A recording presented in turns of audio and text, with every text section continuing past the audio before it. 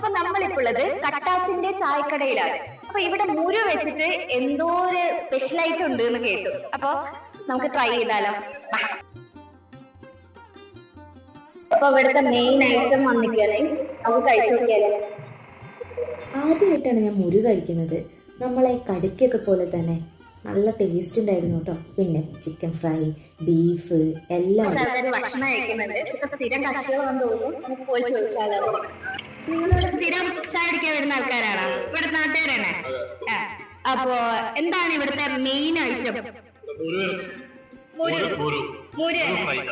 Fry. ഇവിടുന്ന് ഒരുപാട് തവണ കഴിച്ചു. ആർക്കും വന്ന് കഴിക്കാൻ പറ്റുന്ന നല്ല ഭക്ഷണം. നല്ല ഭക്ഷണമാണ്.